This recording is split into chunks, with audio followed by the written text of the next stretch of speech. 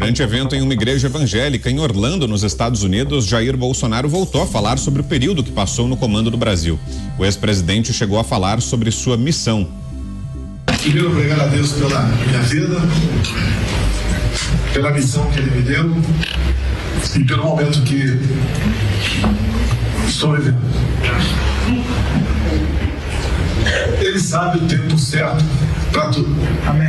No começo, eu falava, meu Deus, qual foi o meu pecado? Eu estar sentado nessa cadeira, só problemas. Foi uma experiência que eu entendo como missão, e se ele assim entender, entendo também que essa missão não acabou ainda. Bolsonaro falou ainda sobre as competências dos ministros de Estado e ironizou os escolhidos por Lula. Montar um ministério não é eu quero você. Primeiro tem que ver se essa pessoa está qualificada para aquilo. Depois ela aceita. Porque ser ministro não é tão gratificante assim, não. Igual quando se fala de salário, né? Alguém sabe quanto é o salário bruto? Quanto foi o meu salário bruto em dezembro do ano passado? R$33 mil. 36 mil reais. Daí $6 mil. Tá? Compensa, né? A gente não vai falar para ser compensado financeiramente. Tá? Mas para ministro, o salário é igual. E outra, não é vai ser ministro da infraestrutura, tá? Combinamos. Vários partidos políticos ficam em cima de você porque querem indicação para eles. Como sempre foi no Brasil, como está sendo agora. Se vocês compararem os meus ministros, os que me antecederam e que estão no momento aí, a diferença é enorme. É enorme. Tem alguns lá que, pelo amor de Deus, extrapolam. Não tem como dar certo. Com todo respeito, é botar um de nós aqui, homens, né, para dirigir um carro de Fórmula 1. Não vai dar certo. O ex-presidente afirmou que não leu nem vai ler a entrevista da deputada Carla Zambelli à Folha de São Paulo, que não discutiu a questão dos atos em frente aos quartéis com ninguém. Vamos a Brasília, então. José Maria Trindade e análise, Zé, sobre essas declarações todas do ex-presidente. Salve, Zé. Esta é a chamada pergunta de $1 milhão, né? O que vai fazer o presidente Jair Bolsonaro quando voltar? Muito boa noite, meu caro Vitor, boa noite, Pavinato, boa noite, Kobayashi, boa noite a você que está aqui nos Pingos nos Is sempre. Olha, há um debate muito intenso aqui de bastidores e publicamente, inclusive de aliados do presidente Jair Bolsonaro, sobre a sua volta. Valdemar Costa Neto, o presidente do PL, já colocou o partido à disposição. A primeira-dama, Michele Bolsonaro, já está como presidente do PL Mulher. Todos os partidos têm essa divisão, essa subdivisão, né? Mulher, jovem e a presidência de honra que deve ser ocupada pelo presidente Jair Bolsonaro. Vai ter um escritório e ele deve rodar o país, né, em nome do PL, fazendo isso aí, palestras, conversando. Este é o plano. Sobre o relacionamento com os aliados, a ideia é se aproximar ainda mais e tentar reaproximar até políticos que estão se distanciando. O PL, por sua vez, já admite que alguns deputados eleitos pelo partido vão apoiar o governo Lula, ou discretamente ou mais abertamente. Entendem os dirigentes do PL de que parlamentares do chamado PL Raiz têm que dar contas aí de prefeituras e tal, e precisa dessa proximidade com o governo, ou pelo menos não pode ficar numa oposição como quer o ex-presidente Jair Bolsonaro. Esses dois grupos no PL, essa divisão vai continuar. Tenho conversado ali com dirigentes do PL e eles dizem que essa parte ali mais aliada do presidente Jair Bolsonaro, essa parte fica impossível de ser administrada pelo PL Central, ou seja, eles vão conviver ali e dividir, inclusive, cargos ali na gestão da Câmara dos Deputados e no Senado Federal. O ex-presidente Jair Bolsonaro está preparado para voltar ao país, ser oposição, mas ele terá que mudar de postura. Não é fácil. A característica deste grupo é exatamente a característica de atacar, uma característica de cobrança, mais do que a convivência no parlamento e mais do que fazer propostas, né? Então, haverá uma acomodação. Não é só acomodação no PL. todos os partidos, como por exemplo o PTB, que vai desaparecer porque um grupo sequestrou o tradicional PTB e de olho na chave do cofre, na Fundação Ivete Vargas. É isso que eles querem. E aí acabou o PTB. O PTB foi extinto. É um grande partido. Com a prisão de Roberto Jefferson, tomaram conta e extinguiram o PTB, que agora passa a se chamar Mais Brasil, né? Então, vários partidos estão passando por esta mobilidade. Agora, o papel central de como o presidente Jair Bolsonaro vai atuar na política, isto ainda é uma grande interrogação. Quanto ao relacionamento com a Carla Zambelli, é um relacionamento que já está estremecido. Eu tenho ouvido recentemente aí de grupos próximos do presidente Jair Bolsonaro de que ela não está na linha, de que ela exagera, ou seja, são sinais de esgarçamento de relação. E você, Nelson Kobayashi, que destaca dessas falas do ex-presidente Koba? Pois é, qualquer fala do presidente vira notícia diante de um tempo tão grande de silêncio, né? Primeiro, muito boa noite, Vitor, Pavinato, Zé Maria, muito obrigado pela recepção de sempre. É sempre um prazer enorme estar aqui com toda a querida audiência dos Pingos nos Is. Todo nosso. Pois é, em relação a essa fala do presidente, como ele fica muito tempo, ele usa um gatilho de escassez, né? Isso que os coaches modernos falam, que quanto mais tempo você fica sem falar, quando você fala, vira uma grande notícia, tem uma grande importância, e o que ele faz aí é criticar o governo, como não poderia ser diferente. Aliás, quando ele disse que vai retornar ao Brasil em março, né? Não precisou o dia, para liderar a oposição, é para fazer isso que ele está fazendo aí, criticar o governo. Uma das críticas em relação aos ministros escolhidos pelo presidente Lula, de que não tem pessoas que não têm condições nenhuma de ser presidente, que falam coisas desarrazoadas, enfim, ele faz essa crítica aos discursos dos ministros. Primeiro, é uma obviedade que há mais chance de algum ministro do governo Lula falar alguma besteira, porque afinal são 13 ministros a mais. Então a gente aumenta aí na proporção das possibilidades essa chance de alguém falar alguma besteira, como nós já ouvimos aí nessa semana, alguns ministros falando aí, fazendo discurso sem pé nem cabeça sobre os acontecimentos no litoral de São Paulo. O Bolsonaro, ele, claro, sempre que tem oportunidade, fala que recebeu essa missão dos céus, de Deus, de ser o presidente da República, né? Faz a brincadeira de que quando assumiu a cadeira da presidência, perguntou a Deus qual o pecado que ele teria cometido, né? Claro, sempre acenando a esse público tão importante dos seus eleitores, que é o público evangélico. Aliás, ele estava dentro de uma igreja evangélica.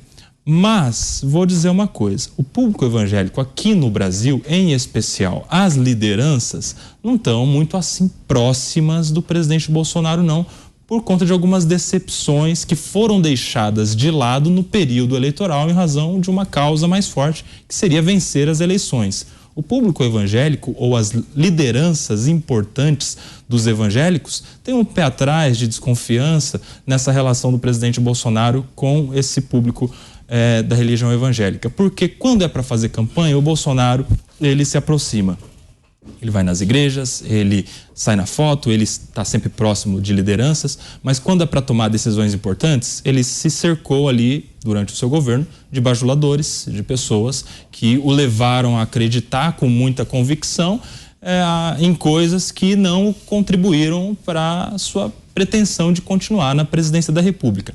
Ainda assim, esse público ainda vê muito mais coisas em comum e muito mais proximidade com a pauta do presidente Bolsonaro do que com a pauta do presidente Lula. Claro, né? O público evangélico é um público antipetista. O presidente Bolsonaro, ele dá esse primeiro passo, é importante que ele continue esses passos, que ele retorne de fato ao Brasil, ainda é a pessoa que tem mais condições de liderar a oposição no Brasil, não há ainda nenhuma outra pessoa, nenhuma figura na política que tenha essa dimensão, essa capilaridade, apesar de que governadores e outros agentes da política estão cada dia mais se utilizando da mídia, do trabalho, das políticas que desenvolvem em suas funções para galgarem esse espaço. Mas o presidente Bolsonaro precisa abrir os olhos e retornar imediatamente, se quiser ser essa pessoa à frente da oposição no Brasil. Agora você, Thiago Pavinato, diga lá, Pavi. Vamos lá. Presidente Jair Bolsonaro precisa abrir os olhos, a carteira e fechar a boca. Essa é a primeira coisa. Ele é o líder da direita hoje. Se a eleição fosse este ano de novo, ele era o único com cabedal a derrotar o atual presidente. Mas por que eu digo que ele precisa abrir os olhos? Porque a assessoria dele, se ele tem, é péssima. Aliás, não é que é péssima. Ela não faz de 0 a 10, ela não faz um gol. Ela consegue fazer gol contra. Abrir a carteira por quê? Porque bons assessores custam. E não tem almoço grátis, já diziam os ingleses. E por fim, fechar a boca. Porque mais uma vez, porque Bolsonaro fala demais, ele estragou o primeiro discurso que ele fez como líder da oposição. Perceba que esse é o primeiro discurso que ele faz em que ele apresenta uma crítica coesa e uma defesa do seu ministério em comparação com a batida de Fenemê. Para quem não sabe o que é Fenemê, é aquele caminhão antigo. É uma batida de Fenemê do governo atual. Então, na primeira oportunidade em que ele faz um discurso como líder da oposição, um discurso legítimo, um discurso sólido, ele tem que continuar falando demais para dizer o seguinte, para falar que o salário de 33 mil às vezes não compensa. Eu gosto muito da fala do rei Juan Carlos da Espanha, que quando Chaves foi para lá, que renunciou, né, para o seu filho, o rei Felipe, ele dizia, Chaves falava, no encontro de nações de língua espanhola, ele dizia, por que não te calas? Eu gostaria de dizer isso para o Bolsonaro, por que não te calas? Tem uma boa assessoria, seja responsável, por quê? Ele, ao mesmo tempo em que fez esse primeiro discurso como líder da oposição, um discurso coeso, ele tem que jogar esta questão do, às vezes um salário de entre 10 mil para o presidente não é muito, às vezes não compensa. Não compensa o quê? Não compensa o quê? Compensar. O que é compensar? Jair Bolsonaro era capitão do exército. Se hoje ele estivesse lá, ele não ganharia 33. Se hoje ele estivesse aposentado, ele não ganharia 33. Ou mesmo quem esteja na iniciativa privada, seja um executivo de sucesso, você vai fazer o cálculo para ser um homem público, um presidente da República, com base na compensação no seu salário? Você está preocupado em servir a nação ou você está preocupado em engordar sua conta bancária? Eu não sei se ele está preocupado com uma coisa ou com outra. O fato é que ele não devia dizer isso. Dizendo, ele dá munição a todos aqueles que são seus inimigos, inclusive na mídia. Um discurso que deveria ser celebrado como o primeiro discurso do presidente Jair Bolsonaro, como um discurso coeso e firme de líder da oposição, passou a ser tratado única e exclusivamente como um discurso em que ele diz que ser presidente, escolher ser presidente é um ato de compensação salarial. Num país em que a renda média da população é R$ 2.650, num país em que um salário mínimo é de R$ 1.320 a partir de 1º de maio, porque hoje é 1.302, num país em que nós temos 50 milhões de casas em déficit habitacional, 50% da população sem saneamento básico, você dizer que 33 mil não compensa é um chute na boca do estômago de qualquer pessoa. Então ele perdeu, ele conseguiu jogar pela privada, deu descarga no primeiro discurso firme como líder da oposição, dizendo isso, dando munição para os seus opositores. Ele precisa ser melhor assessorado, porque eu já disse aqui várias vezes, ele fez grandes feitos, ele tomou as melhores atitudes tecnicamente, mas ele obnublou esses feitos com o seu discurso sem assessoria irresponsável. Do outro lado, o rival tem discursos lindos e ações medonhas. Se nós alinharmos Jair Bolsonaro aos seus feitos e a um discurso bom, não há quem segure. Mas não dá para ficar tapando o sol com a peleira e dizendo que isso é um discurso natural. Não se ganha o tabuleiro da política dessa maneira. E quanto a Carla Zambelli, nós ficamos com mais uma história mal explicada. Porque ela fala, olha, eu não critiquei, mas ela criticou. Ela diz, eu acho que o tal ministro fez errado e devia ser punido, mas agora eu acho ainda que ele fez errado e não deve mais ser punido. O que muda? É um discurso sem lógica. Eu critiquei, mas não critiquei, então tá tudo bem. O mesmo Bolsonaro. Olha, eu não li, eu não sei o que ela falou, mas ela não falou. Então a gente precisa ter mais clareza, a gente precisa ter uma comunicação melhor entre líderes e liderados. Até para quê?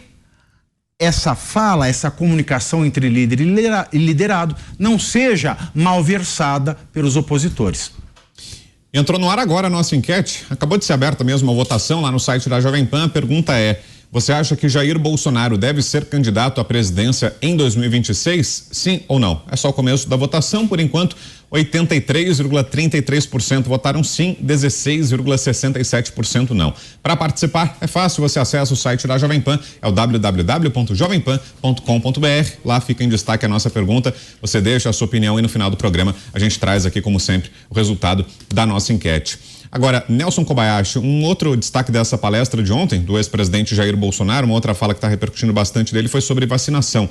O ex-presidente falou pela primeira vez, depois desse impasse sobre a divulgação do cartão de vacinação, que não se vacinou contra a Covid-19. Ele já vinha dizendo isso, né, desde quando começou a campanha de vacinação. E aí ontem nessa palestra ele voltou a dizer que não se vacinou contra a Covid-19. Isso porque tá aquele impasse, né? O ministro da Controladoria Geral da União, Vinícius Carvalho, disse que foi identificado na carteira de vacinação de Jair Bolsonaro, foi identificada a aplicação de uma dose da Janssen em Bolsonaro, mas o próprio ministro levanta a possibilidade de que tenha sido adulterado esse cartão de vacinação. E aí ontem na palestra Bolsonaro disse que ele não se vacinou. O que você achou, Koba? Eu acho que isso vai gerar um novo inquérito, uma nova investigação, porque quando ele fala que não se vacinou, diante de um documento que diz que ele se vacinou, provavelmente a gente tem um indício de uma fraude no cartão de vacinação.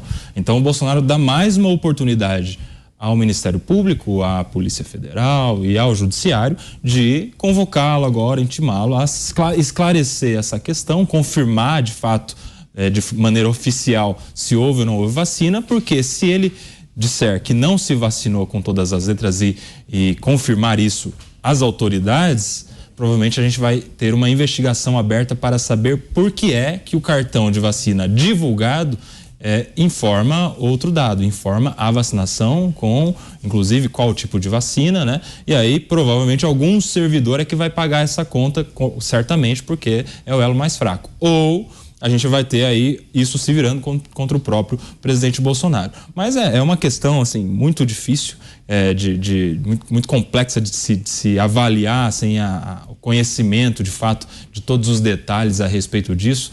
Mas bom é que quando o presidente Bolsonaro fala sobre vacinação, é só sobre essa coisa da carteira. Porque se ele retomar aquele discurso que teve sobre vacinação na época da pandemia, ele corre um sério risco de perder ainda mais apoiadores, porque isso foi determinante, não os atos, mas os discursos foram determinantes para ele perder muitos eleitores na corrida presidencial do ano passado.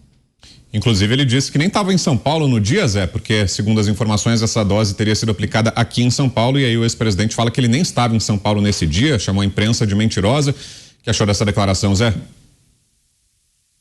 Olha, o ex-ministro da Saúde, ele disse que pode ter acontecido ali uma invasão no site do Ministério da Saúde e incluíram ali esta vacina tudo indica que foi isso, do ex-presidente Jair Bolsonaro, tudo indica, porque ele nega que tenha sido vacinado. Eu acho que não faz sentido ele dizer que não foi e foi vacinado.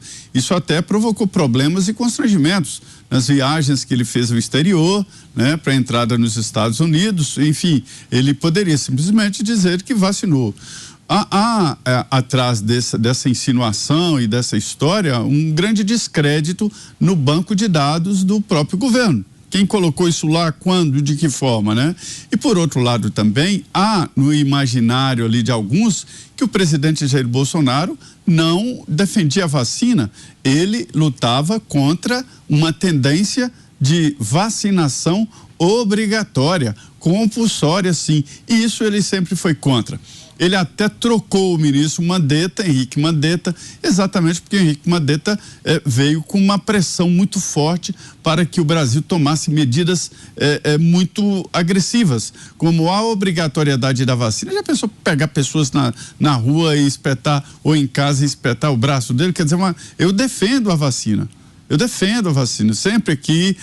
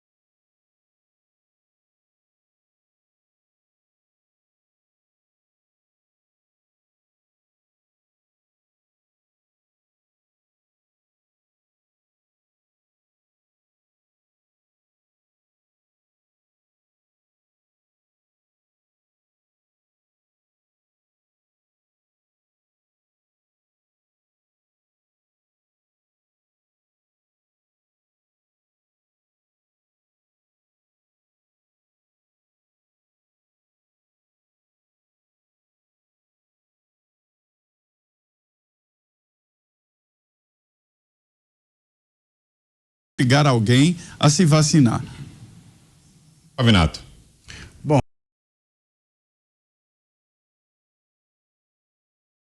hoje, um público que é bastante passional. E eu vou lhes fazer uma pergunta. Vocês estão dispostos a ouvir e que agradam aquilo que você pensa, que vão de encontro com tudo que você quer? Essa é a primeira pergunta. Você prefere ouvir a realidade dos fatos para ter uma previsibilidade do que vai acontecer, para saber qual vai ser o destino do país e como você pode lidar com isso? Ou você prefere um comentarista que te encoraje a cometer crime, que te encoraje nos seus preconceitos e prejudique você, até vá preso, como muita gente que está agora, irregular ou regularmente, preso preventivamente por conta dos atos de 8 de janeiro. O que você prefere? Você prefere alguém que faça comentários e te ensine a dominar a razão? Ou você prefere alguém que te estimule a ser dominado pela paixão? Isso é muito importante. Eu já disse aqui algumas vezes, neste país, a lei declara que dados pessoais de saúde são dados sensíveis e por isso não podem ser quebrados e levados a público. É um fato, é um fato. Logo, a CGU, a Controladoria Geral da União, não poderia ter revelado esta suposta carteira de vacinação de Bolsonaro. A lei manda ter sigilo sobre isso, mas a CGU agiu ilegalmente e feriu um direito personalíssimo do presidente Jair Bolsonaro. Mas agora vem Jair Bolsonaro e diz que não tomou vacina. Dizer que não tomou vacina é dizer: a CGU não só quebrou um direito meu, como apresentou um documento falso, ou seja, ele feriu o meu direito de personalidade, personalíssimo, ao dado sensível da minha saúde e também cometeu o crime de falsidade ideológica.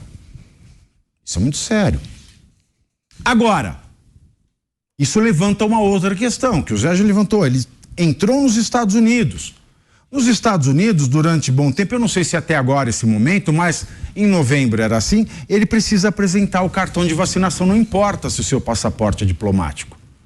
Você precisa seguir as regras sanitárias de ingresso no país, independentemente do cargo que você ocupe, independentemente da cor da capa do teu passaporte. Portanto, nós temos aqui uma situação complicada.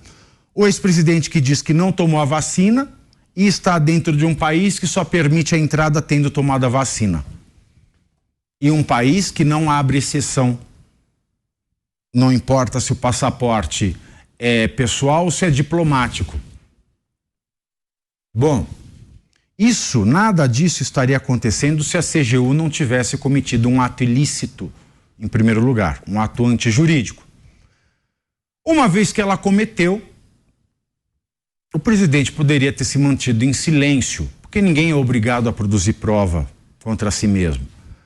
Mas não mantendo silêncio, ele acusa a CGU, além do crime que ela já cometeu, que todo mundo sabia que era a quebra do sigilo desse dado, de falsidade ideológica. E também ele abre uma brecha, ele abre um problema para a imigração dos Estados Unidos.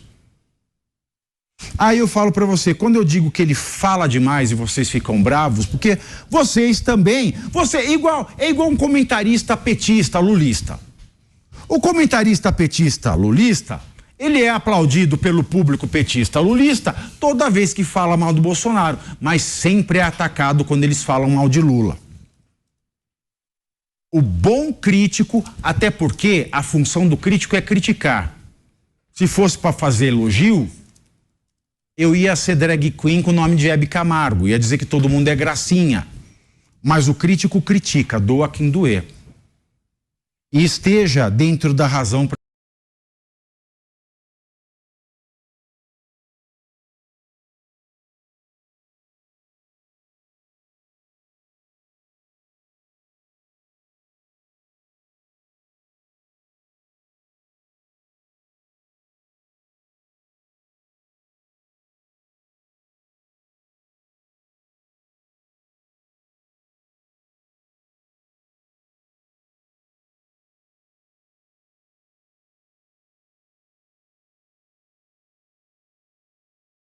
mídia, dizendo esta hora, mesmo não tendo acontecido nada no Brasil. Os primeiros dias do governo Lula foram sensacionais, nem parece que foi tão pouco tempo. Ele fez tanta coisa, ele realizou o Brasil, ele tá, enfim, o Brasil é outro. Então você tem